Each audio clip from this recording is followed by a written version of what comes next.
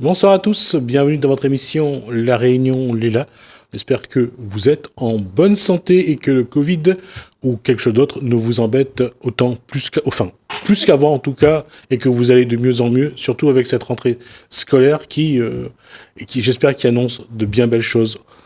Après ces 2 années assez difficiles, nous on va faire un retour en arrière à travers un livre et à travers un auteur, c'est dans Causement Réunionnais.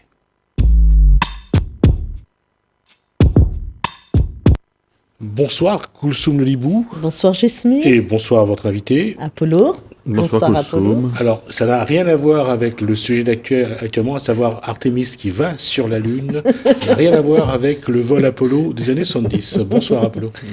Bonsoir. Alors, le livre dont il va être question ce soir, c'est exactement. Donc Apollo, on le présente plus puisqu'il est déjà venu dans notre émission avec La Désolation. Et donc à son actif, il a énormément de BD, de prix. Il a été nommé plusieurs fois. Et ensuite, il a créé Le Cri du Margouillat aussi. On le retrouve aussi dans les revues j'ai oublié. Cagnard, voilà. On le retrouve dans ses nouvelles dans la revue Cagnard. Et puis, c'est quand même un gars qui est actif et qu'on connaît, son image est connue sur l'île de la Réunion, en tout cas. Donc, il nous arrive avec J'ai du mal avec les prononciations. Une nouvelle bande dessinée. Alors, un nouveau illustrateur aussi, j'ai pu vu TM, je vois Bruno. Alors, il y a 2 choses que je vais dire, c'est alors surtout ne pas faire liaison avec la mouche tsetse, qui n'a rien à voir, même si c'est en Afrique d'ailleurs. Et moi, ce que j'ai aimé, c'est la couverture. J'ai un petit peu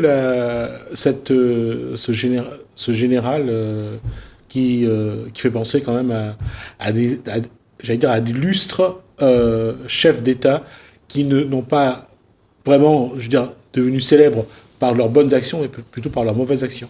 Oui, c'est le sujet de l'histoire. Le personnage graphiquement sur la couverture ressemble assez à Amin Dada, mais le modèle dans le récit, c'est plutôt Mobutu. Alors, on va juste préciser que Amin Dada, donc, c'est les années 70-80. Oui, c'est ça. Ouais. Plus ou moins, et c'était donc en Ouganda. En Ouganda, alors que Mobutu, c'est l'ancien Zaïre, donc le Congo actuel. C'était plus des années 80-90. Mobutu, ça a été des années 60 à 97, donc il a eu le temps. Ouais. Donc deux chefs d'État africains qui ont quand même marqué l'histoire. Et puis dès la couverture, déjà, on a ces 3 personnages qui vont... ce triangle amoureux, oui, qui est une réécriture peut-être de Phèdre. Oui, c'est ça. Mon idée... Alors d'abord, il faut que je dise que j'ai fait plusieurs BD avec Bruno. Hein. Là, c'est des retrouvailles. Ça faisait une dizaine d'années qu'on n'avait pas travaillé ensemble. Et c'est justement une histoire qu'on porte en nous depuis 10-15 ans et qui enfin abouti cette année. Donc l'idée de départ, c'était vraiment de faire un récit sur l'Afrique contemporaine, puisque j'ai habité plusieurs années en Afrique centrale et en particulier au Congo, à Kinshasa. Et j'avais envie de raconter ça et je n'arrivais pas à trouver l'angle. Et l'idée d'adapter Phèdre de Racine, donc la pièce du XVIIe siècle au Congo, et de lui faire, percuter en quelque sorte l'histoire récente du pays, une histoire absolument intense et pas toujours très connue en dehors de l'Afrique, m'a semblé évidente. Donc ça donne ce récit qui raconte les derniers jours de vie d'un dictateur et de son clan, en fait, dans un palais retiré dans la jungle. L'histoire d'amour, puisqu'on parle de Phèdre, l'histoire d'amour, c'est ce qui aussi pèse dans ces dérives qu'on a vues parfois. Alors, de Phèdre, précisément, c'est pas tant... l'histoire de Phèdre, pour ceux qui l'auraient oublié, donc c'est Phèdre qui est la femme de Thésée, d'où c'est dans notre bande dessinée, et qui se découvre une passion amoureuse pour le fils de Thésée, qui s'appelle Hippolyte. Et donc, pour Racine, c'est vraiment une histoire de la passion amoureuse, des ravages de la passion amoureuse. Mais dans la pièce de Racine, il y a un truc qui me frappait, c'est pas tant ça, évidemment, qui est magnifiquement écrit, raconté par par Racine, mais le rapport singulier qu'entretient Hippolyte avec son père Thésée, qui est un héros donc de l'épopée mythologique, et il est complètement écrasé par la toute-puissance du père qui le condamne à mort en fait. Le père est dans la mythologie, le père est un demi-dieu. Voilà, et donc ce qui m'intéressait, c'était ça, c'était de partir de cette base-là. Alors bien sûr, la question de l'amour est perdue, en l'occurrence de Bobby dans notre album pour Hippolyte existe aussi, mais c'est plutôt cette espèce de personnage à l'orgueil démesuré, ce Tsé Mobutu, qui écrase absolument et qui tue de fait tout ce qui l'entoure, c'est-à-dire aussi bien son pays que son clan, enfin voilà. Oui, parce que Hippolyte, en fait, dans la BD, il n'existe pas aux yeux de son père, et son père le dénie, mais réellement, quoi, hein, parce que à un moment, il dit, ouais, regarde, Bobby, quand j'étais pas là, a fait des choses, mais toi, t'as rien fait, t'as pas bougé, alors que lui, parallèlement, c'est quand même quelqu'un qui réfléchit et qui se met à penser autrement, peut-être, à se réconcilier avec ses deux amis, là, le Libanais et R6. C'est-à-dire que comment on fait pour survivre quand on a un père qui est un dictateur mégalomane, etc. Quel espace de liberté on a? Alors, en voulant raconter un petit peu l'itinéraire de ce personnage en particulier, il y a des moments où il va faire des études à Paris, etc. Donc, se construit petit à petit une personnalité, mais qui est quand même largement écrasée par la figure du père. Et en fait, je me suis rendu compte en y réfléchissant après que la question de la figure du père dans ce récit, en fait, elle est omniprésente, puisque tous les personnages ont un rapport particulier, difficile, compliqué avec le père. Alors c'est pas du tout un récit freudien ou je sais pas quoi, mais en fait c'est assez frappant parce que la petite amie d'Hippolyte qui s'appelle Arissi, son père était un héros de l'indépendance qui a été assassiné. Bobby, la femme de Tsé, escalée par en quelque sorte le désir de son père, etc., etc. Le personnage de Walid, le Libanais, aussi part au Liban à la demande de son père. Enfin, il y a toute une question sur le rapport père-fils qui finalement réapparaît dans le récit. Bon, c'est pas du tout l'objet du récit, mais Ce qui est drôle, c'est qu'on a l'impression plus d'entendre Les Feux de l'amour ou bien Dallas avec Bobby justement et J.R. Ewing, plutôt que une saga d'une familiale d'un clan en Afrique avec aussi. C'est pour ça que c'est intéressant, parce que est-ce que ça transpire justement cette façon de vivre son africanité dans cet ouvrage? Il y a quelque chose qui est pas faux, c'est-à-dire que le personnage de Bobby, qui est donc la femme du dictateur, vit un peu son histoire comme les feux de l'amour ou je sais pas quoi, etc. Mais fondamentalement, le récit c'est une tragédie, hein, c'est-à-dire que c'est pas très drôle, quoi. C'est vraiment la fin d'un régime et d'un dictateur. Et donc c'est aussi l'histoire, alors réécrite, réenvisagée de la fin du Zaïre de Mobutu. Donc c'est pas du tout un récit léger. C'est pas une histoire d'amour au sens du feuilleton ou de la telenovelas qui apparaît. C'est vraiment comment la logique tragique se met en place et comment un pays s'écroule sur lui-même du fait de la mégalomanie du clan prédateur, kleptocrate qui est au pouvoir, quoi. Est-ce que ça transpire de voir justement dans cette chute d'un empire que les relations humaines, combien ça compte ou ça ne compte pas justement dans les événements de l'histoire? Alors, de mon point de vue, il y a deux choses. Il y a une logique tragique, alors qu'on met en plus de manière métaphorique avec des figures des religions africaines anciennes. Il y a Mami Wata en l'occurrence, et qui reprend en fait le fatum grec, enfin le fatum romain chez les Grecs, etc. Et il y a aussi le fait que ces dictatures qui ont marqué l'Afrique, et particulièrement l'Afrique centrale à la fin du XXe siècle, étaient vraiment des dictatures très personnelles. Ça ne veut pas dire qu'il n'y a pas eu d'autres dictatures par la suite et qu'il n'y a pas eu d'autres dictatures ailleurs. D'ailleurs, l'histoire aurait pu se passer chez Ceausescu en Roumanie, etc. Bon, il se trouve que moi je connais l'Afrique centrale, donc c'est mon décor. Dès lors que c'est des dictatures très personnalisées, la responsabilité individuelle du chef, en l'occurrence, elle est avérée. Enfin, il y a des systèmes, il y a des pressions extérieures, il y a tout ce qu'on veut, mais il y a quand même un homme qui est celui qui détruit de l'intérieur par une espèce de hubris absolue son pays, quoi. Alors, justement, quand on regarde les personnages de ce livre, on a l'impression que chacun cherche quand même un peu d'affection, un peu d'humanité, un cadre où ils peuvent exister.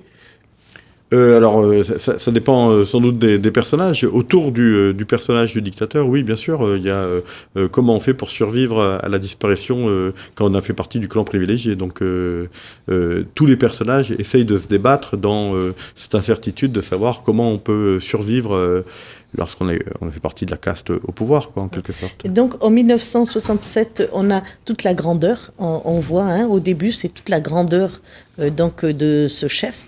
Et ensuite, on voit aussi, quelque part, ce peuple compté, parce que c'est vrai qu'il y a l'importance des personnages, mais on voit aussi ce peuple qui fait barrage.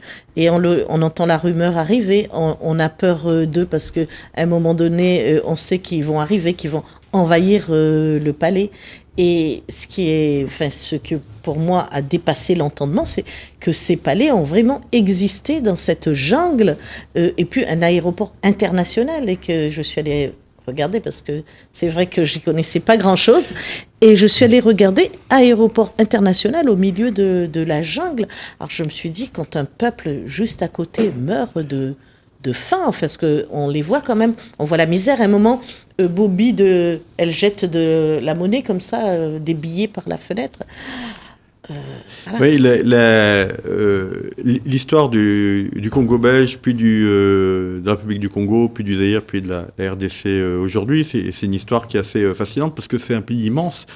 On oublie un petit peu, mais le Zaïre, c'est la taille de l'Europe occidentale, hein. C'est-à-dire que quand on va de l'Est à l'Ouest, c'est comme si on allait de Lisbonne à Varsovie, hein. Enfin, donc c'est un immense pays de la taille d'un continent, et qui a été extrêmement riche. C'est-à-dire qu'à la fin des années 60, c'était sans doute le pays le plus industrialisé d'Afrique, et se met en place donc un système de kleptocratie, enfin de vol continuel et organisé, qui a fait descendre le pays jusqu'à l'enfer, puisqu'après la chute de Mobutu, se sont enquillés une succession de conflits qui durent encore, et qui sont des conflits extrêmement meurtriers, qui ont appauvri le pays, hein.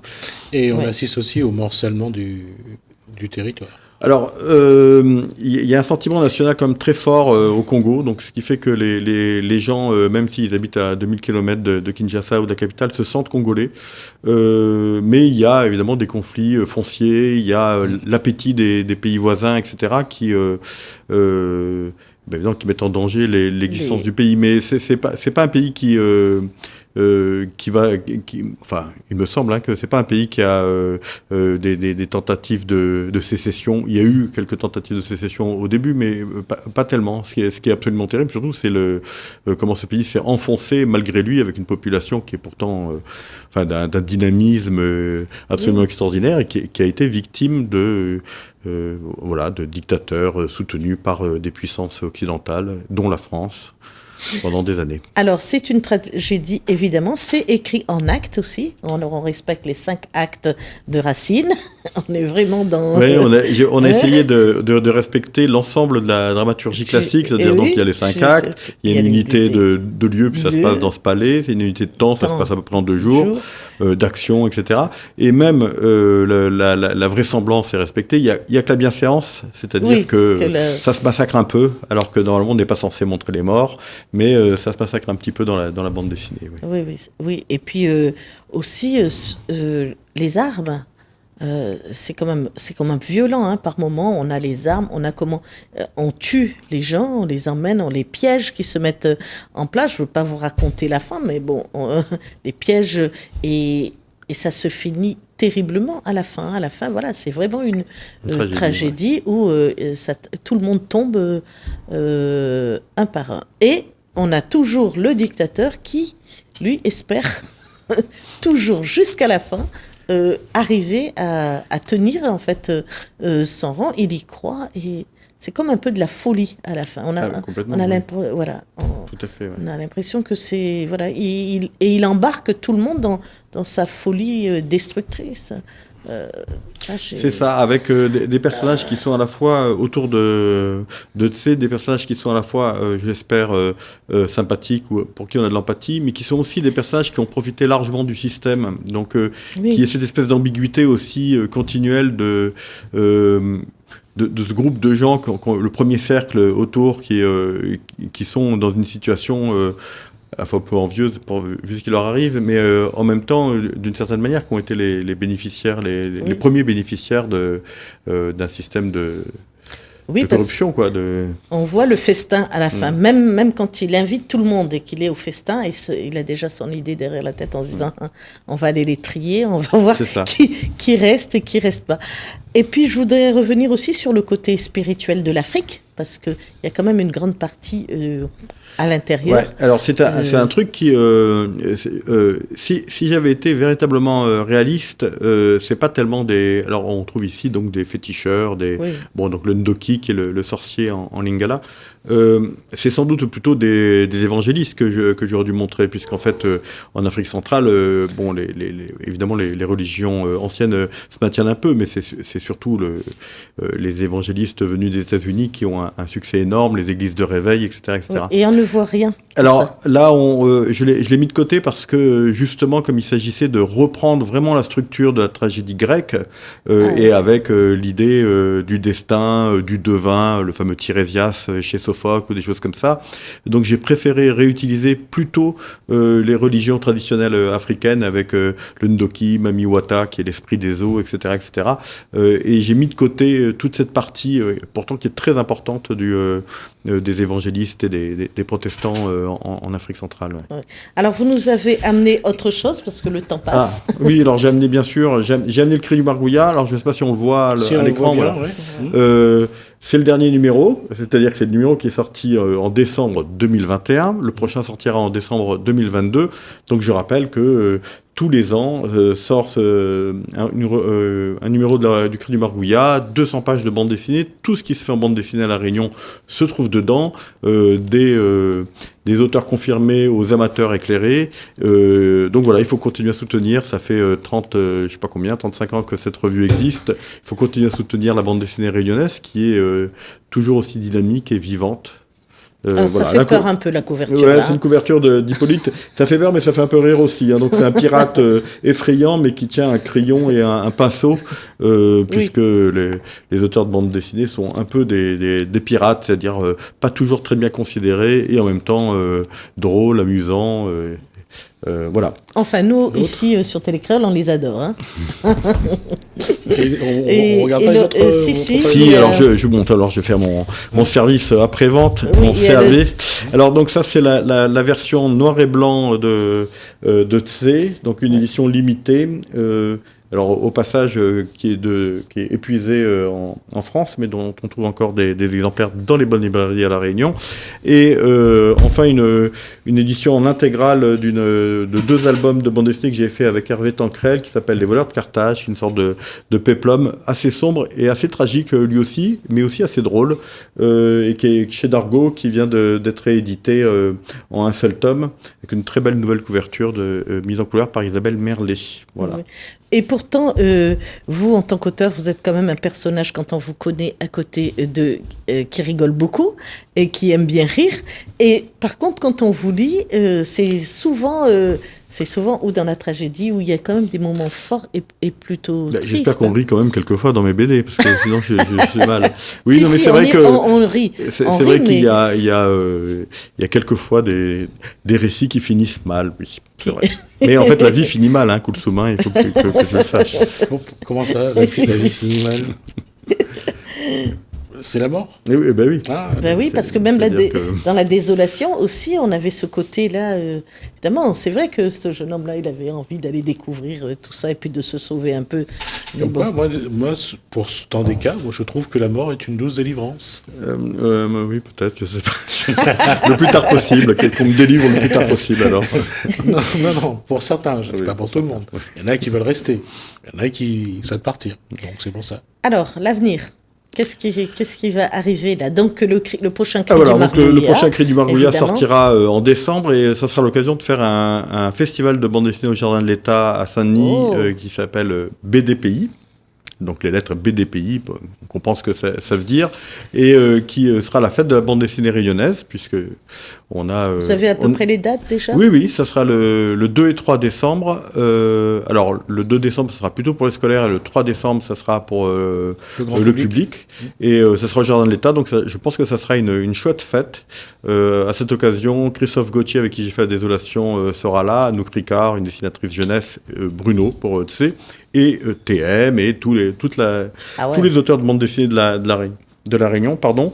Ensuite, devrait sortir en 2023 le roman graphique qu'avec TM nous sommes en train de réaliser sur Edmond Albus, qui s'appellera 20 décembre. Et ensuite, il y aura, j'espère, d'autres projets. Voilà. Merci à Apollo. Merci Koulsoum, merci Gismi. Pour ce moment. Merci à vous de nous avoir suivis. Merci Hélène, merci François. Je vous dis à bientôt.